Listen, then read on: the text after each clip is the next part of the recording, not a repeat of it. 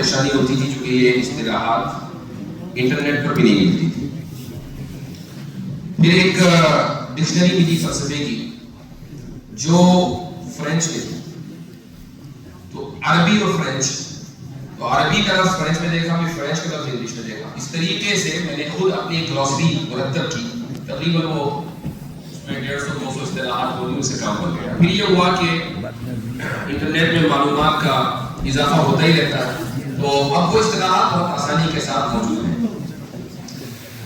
آپ کے لیے کسی بھی فن میں اگر قدیم اصطلاحات کو آپ پڑھنا چاہیں تو اس کا آسان طریقہ یہ ہے کہ اس فن کی آپ انگریزی کتاب پڑھیں. اور اب کوئی فن ایسا نہیں بچا کہ جس کی انگریزی کتاب موجود نہ ہو, چاہے حدیث, اصول حدیث و تفسیر, تمام فنون میں انگریزی کتاب موجود ہے. وہ اٹھائیں اور وہ دیکھیں کہ اس مصنف نے انگریزی میں اس لفظ کو کیسے استعمال کیا, اور اس کو آپ اپنی گلوسری میں لکھ لیں. اس طریقے سے وہ لفظ آپ کا رہے گا. تو یہ آسان طریقہ ہے. الحاد کے علاوہ کون سا باطل نظریہ ہو سکتا ہے جس پر بروقت مطالعہ کیا جا سکتا ہے؟ ٹھیک, میں نے ابھی کہا کہ الحاد صرف ایک فتنہ ہے, اس کے علاوہ بہت سارے فتن ہیں. مثلا یہ ضروری نہیں ہے کہ ہر مسلمان ملحد ہو, یہ ممکن ہے کہ مسلمان لبرل ہو, مسلمان ڈارونسٹ ہو, مسلمان فیمنسٹ ہو, مسلمان پرو ٹرانسجینڈر ہو. یہ تمام کی تمام چیزیں ممکن ہیں. تو جب تک آپ کو یہ معلوم نہیں ہوگا کہ لبرلزم کیا ہے اور اس کے خلاف کیا دلائل ہیں اور اس کے اپنے کیا دلائل ہیں, فیمنزم کیا ہے, اس کی کتنی لہریں ہیں. فیمنزم کی یوں کہا جاتا ہے 4 لہریں ہیں, کچھ لوگوں کے نزدیک 5 لہریں ہیں, اور ہر لہر کی ایک تاریخ ہے, اس تاریخ کے پیچھے اسباب ہیں, اس کے افراد ہیں. یہ پوری ایک ہسٹری ہے. جب تک فیمنزم کی آپ کو ہسٹری معلوم نہیں ہوگی آپ اس کا مطالعہ نہیں کر سکتے. تو اسکول کالجز میں اکثر, میں سب خود ہی کہتا, اکثر جو ہمارے نوجوان ہیں جو پوری زندگی یعنی اپنی جوانی کا وقت انہوں نے بچپن سے لے کر اسکول کالجز میں گزارا ہے, تو وہ فیمنسٹ بھی بن جاتے ہیں اور لبرل بھی بن جاتے ہیں. تو ان تمام ہی فتنوں کا اوپر مطالعہ کیا جانا چاہیے.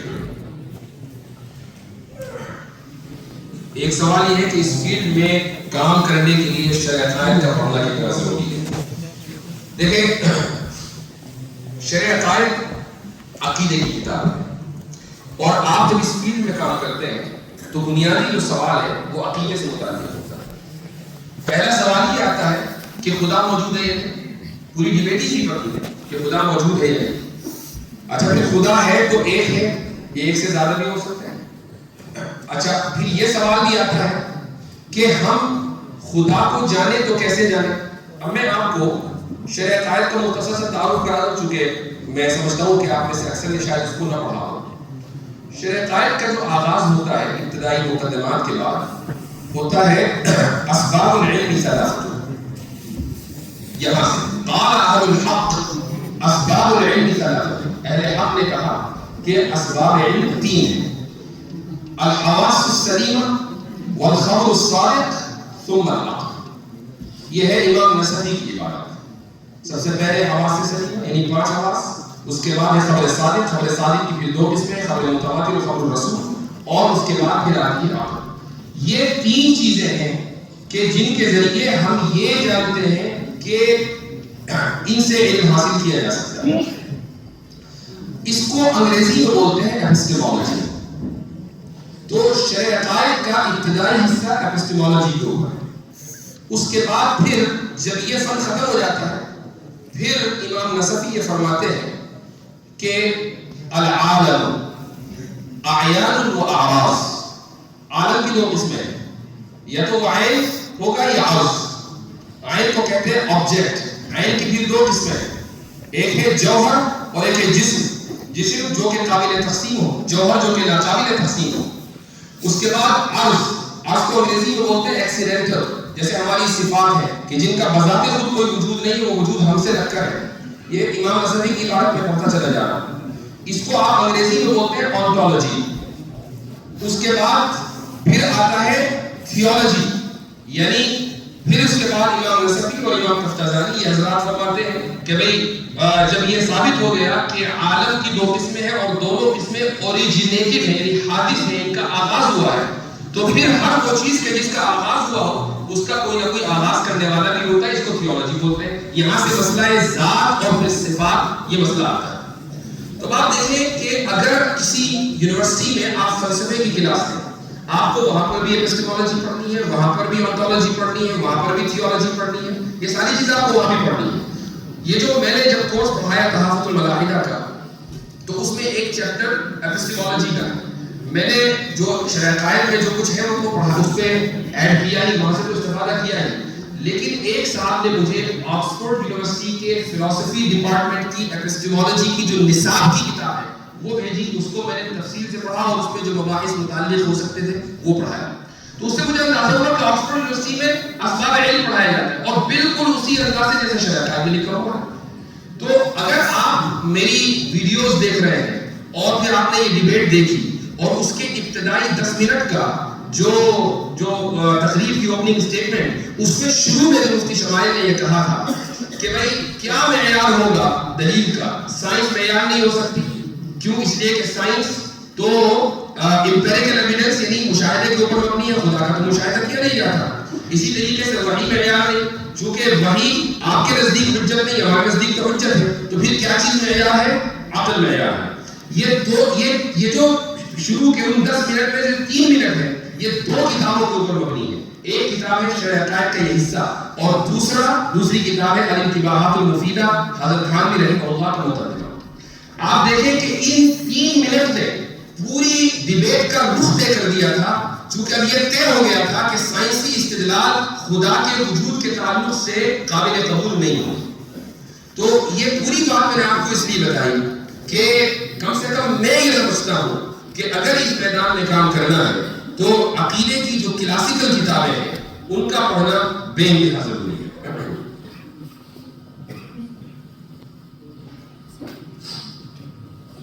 ایک صاحب یہ فرما رہے ہیں کہ آپ کی رہنمائی کیسے ملے گی, اس فیلڈ میں کام کرنا ہے تو دیکھیں مل رہی ہے, سبھی کو مل رہی ہے ماشاءاللہ. لاز آف نیچر پر تھوڑی روشنی ڈالیں. یہ بہت طویل موضوع ہے اور سوال بھی بہت ہی مطلق ہے, اس کے اندر کوئی قید نہیں لگائی کہ کون سی والی روشنی ڈالیں, کس اعتبار سے روشنی ڈالیں.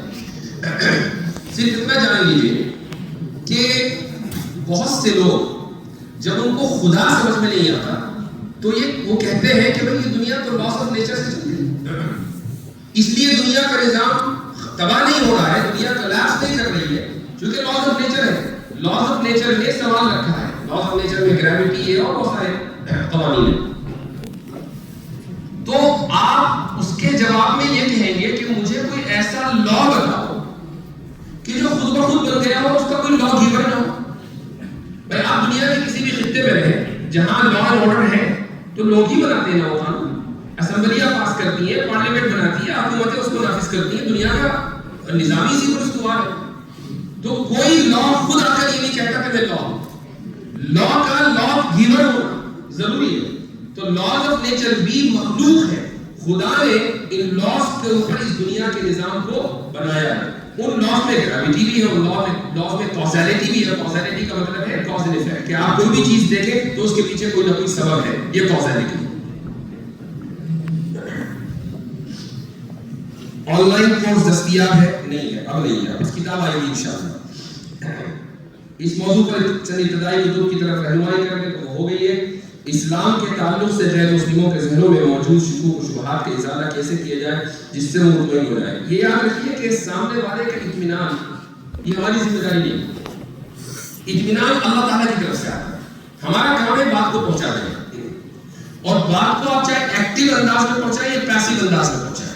پیسیو انداز میں پہنچانے کا کیا مطلب ہے؟ مثلا آپ کی بات چل رہی ہے ایک شخص سے, ڈیبیٹ ہو رہی ہے جاوید صاحب سے, سن رہے ہیں کروڑوں لوگ, تو بات تو ان تک پہنچانی تھی, پہنچ رہی ہے کروڑوں تک, یہ ہے پیسے. مثلا ایک صاحب نے کل بہت شاندار مثال دی, قرآنی مثال, کہ بھئی حضرت موسیٰ علیہ السلام دعوت دینے گئے تھے فرعون کو, ایمان لائے جادوگر, تو یہ پیسیو دعوت ہے. تو آپ کا کام یہ ہے کہ آپ اپنی بات کو اچھے انداز میں خوش اسلوبی کے ساتھ اخلاقیات کو مد نظر رکھتے ہوئے اگلے بندے تک پہنچاتے ہیں. باقی وہ اس کو قبول کرتا ہے یا نہیں کرتا, مطمئن ہوتا ہے یا نہیں ہوتا یہ آپ کی ذمہ داری نہیں. آپ نے شاید دیکھا ہوگا اکثر میری جب لائیو اسٹریمز ہوتی ہیں تو ان میں کبھی کبھی ایسے افراد آتے ہیں کہتے ہیں جی آپ کے جواب تو ٹھیک ہے لیکن میں مطمئن نہیں ہوا. میں کیا کہتا ہوں؟ میں کہتا ہوں وہ میری ذمہ داری نہیں ہے, آپ کو مطمئن کرنا نہ ہو. ہمارا کام ہے ہم اپنی بات پہنچاتے ہیں.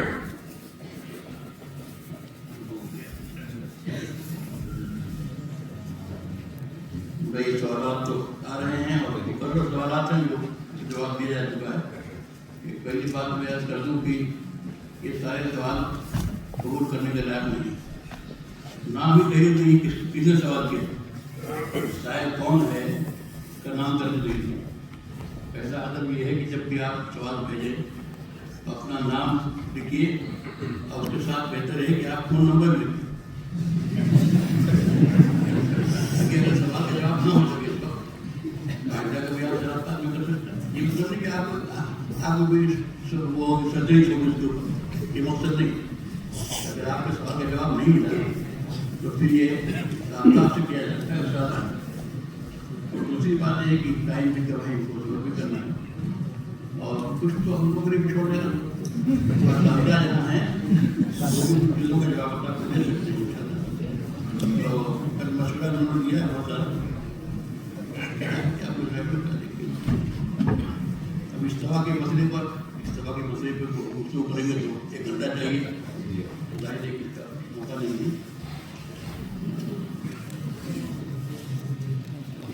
کیا کی جائے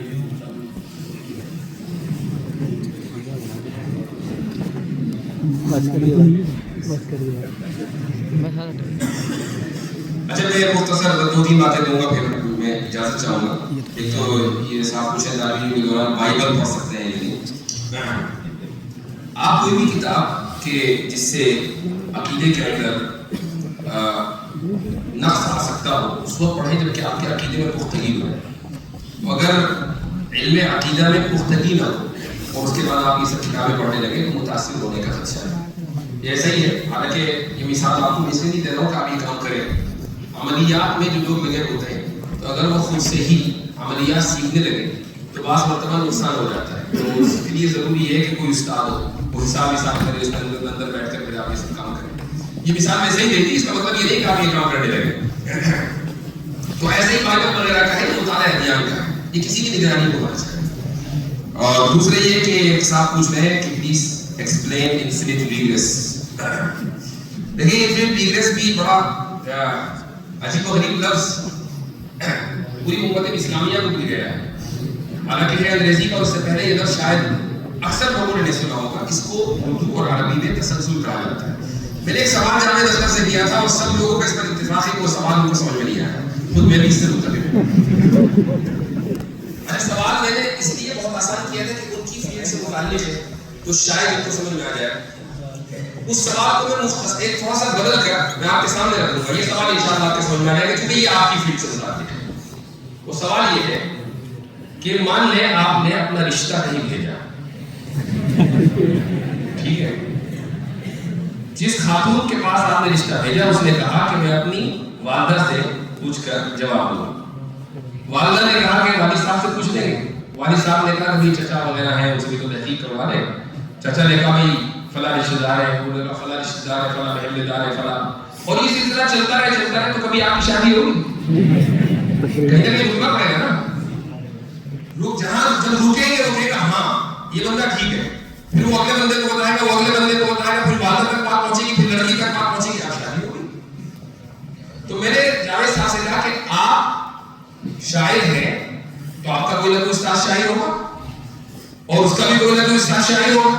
اب اگر یہ سلسلہ چلتا رہے تو آپ شاعر ہو سکتے ہیں کبھی. اگر یہ سلسلہ ہمیشہ چلتا رہے اور کہیں نہ رکے تو جاوید صاحب کبھی بھی شاعر نہیں ہو سکتے, جیسے آپ کی کبھی شاعری نہیں ہو سکتی. تو کہیں نہ کہیں تو رکنا پڑے گا نا کہ ہمیں یہ استاد شاعر ہے. اس سے پہلے شاعری نہیں پائی جاتی تھی, اس سے پہلے نثر تھی, پھر اس نثر کو کچھ لوگوں نے نظم کے اندر پیش کیا, یہاں سے شعر کا سلسلہ شروع ہوا, تو جاوید صاحب جا کے شاعر بنے. تو ایسے ہی اس دنیا میں ہم جو چیزیں دیکھ رہے ہیں ان کا سبب ہے, اس کے پیچھے سبب, اس کے پیچھے سبب. اگر آپ چلتے چلے جائیں اور کہیں نہ رکے, اسی کو تسلسل کہا جاتا ہے, اور اگر کہیں نہیں رکے تو نہ میں موجود ہو سکتا, نہ آپ موجود ہو سکتے, نہ یہ کائنات موجود ہو سکتی, کہیں نہ کہیں رکنا پڑے گا. یہ ہے تسلسل. ٹھیک ہے, انفینٹلی. آج مادہ پرستی کا دور ہے اور یہ وقت کا ایک بڑا فتنہ ہے جس میں مدرسے کے طلباء بھی ہیں, تو اس کے تعلق سے رہنمائی کریں کہ اس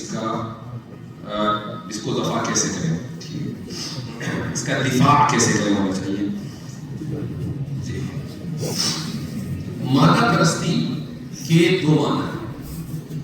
ایک معنی ہے مادیت کو حقیقت سمجھ لینا, یعنی یہ سمجھنا کہ جو چیز مادی ہوگی اسی کا وجود ہوگا, غیر مادی چیزوں کا وجود نہیں ہے. مثلا روح موجود نہیں ہے, شعور موجود نہیں ہے, خدا موجود نہیں ہے. یہ ساری چیزیں میٹیریلزم کے تحت آتی ہیں, مادیت پرستی کے تحت آتی ہیں. مادیت پرستی کا دوسرا معنی ہے کہ آپ جو چیزیں اس دنیا میں آپ کے نفس کو تسکین پہنچائیں ان کو ترجیح دینا اور ان کو ہی اہم سمجھنا. مثلا ایک آدمی کو یہ لگتا ہے کہ بھائی جب تک میرے پاس بہت شاندار ملازمت, بہترین مکان, اچھی گاڑی نہ ہو تب تک میرے نفس کو تسکین حاصل نہیں ہوگی, اور اسی کام کے لیے میں جیوں گا, یہی کام میں کروں گا. یہ مادہ پرستی ہے. یہ مادہ پرستی کا دوسرا معنی, اس کا تعلق اصلاح سے ہے, یعنی یہ اصلاحی میدان. جب تک کہ آپ کا کسی ایسے شیخ اور بزرگ سے کہ جو ان چیزوں سے آپ کو دور کر دے تعلق نہیں ہوگا, اس کا علاج نہیں ہو سکتا. اس کے علاج وہی ہے, یا ایھا الذین آمنوا اتقوا اللہ وکونوا مع الصادقین. یہی بات جو پہلا معنی ہے مادہ پرستی کا, اس کے لیے اس کی بنیاد ہے سائنٹزم. اسی کے اوپر ابھی بات ہوئی تھی. آپ اس میدان میں جب پڑھیں گے تو آپ کو خود پتہ چل جائے گا کہ مادہ پرستی کیا ہے. اچھا, اب میں آپ حضرات سے اجازت چاہوں گا, لیکن ایک گزارش ہے. اس ہال میں کتنے لوگ ہیں؟ 250 300 400 لگ رہے ہیں, اتنے تو ہوں گے. تو بھائی 400 کے ہر ایک کے دو ہاتھ ہو تو 800 ہو گئے. تو 800 ہاتھوں سے مصافحہ کرنا ان دو ہاتھوں کا یہ تھوڑا مشکل ہو جائے گا. اس سے تسلسل لازم آ جائے گا, اور تسلسل باقی ہے. تو اس لیے آپ حضرات سے میں یہاں آیا, آپ سے مخاطب ہوا, آپ کے درمیان رہا, یہ میرے لیے بڑی سعادت ہے. اس سے بڑی سعادت نہیں میں اپنے لیے سمجھتا کہ میں مدارس کے طلباء اور اساتذہ کے درمیان بیٹھوں, کیونکہ یہی اپنی برادری ہے. اپنی برادری یہ وہ لوگ ہیں کہ جو اس راستے پر چلتے ہیں کہ جس راستے پر ہم چل کر آئے ہیں, جنہیں وہ کام کرنا ہے جو کام ہم کر رہے ہیں. تو مجھے بڑا سکون ملتا ہے جب میں مدارس میں جاتا ہوں. تو میں آپ کے درمیان آیا, یہ میرے لیے سعادت کی بات ہے, مجھے بڑی خوشی ہے. آپ حضرات کی زیارت ہو گئی تو مجھے جانا بھی ہے اور لمبا سفر ہے, اس لیے مجھے اجازت دیں. بس یہیں سے سلام ہو جائے, انشاءاللہ پھر زندگی رہی تو ملاقات ہوگی. السلام علیکم.